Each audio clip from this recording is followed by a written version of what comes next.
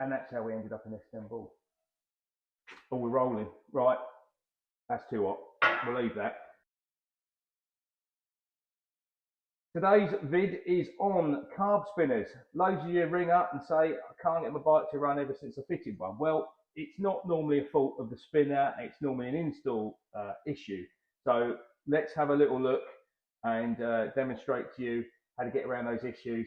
We run them on loads of things, they're perfect. So, well, I know a lot of you already know this stuff about what we're trying to show you, but this is to help the people that don't know. So you can just swipe on past and you carry on.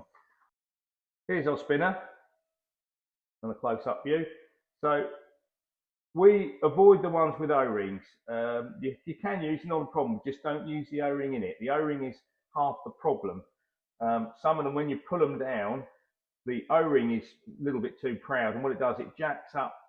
It'll pull either side where you're doing it, but on this edge, the non-supported edge, it'll actually fractionally lift and allow air in, and then that's just game over. You'll have all kinds of running problems.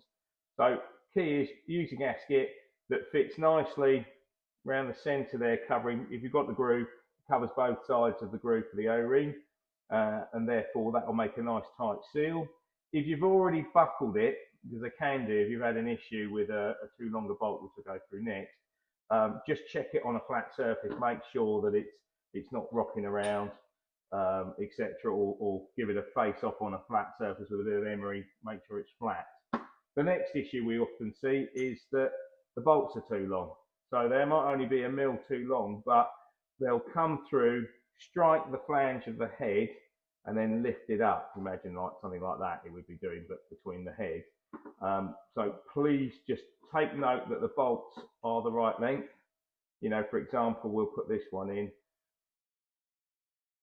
like so, and we know it's a couple of mil below the surface, so that's perfect. With the gasket in there, that'll be right. And then the other thing we discover sometimes, depending on the manufacturer of these and the heads, is that the scallop that's cut out there sometimes isn't big enough, or it hasn't got one, and it will touch the cylinder head. When you do it up, it will jack it up fractionally and let air in.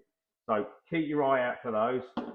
As I say, we don't do, most of them we don't do. Sometimes we can't get them without O-rings and we just have to supply them, but all of ours will come with a gasket regardless. Right, that should help you out with your carburetor spinners.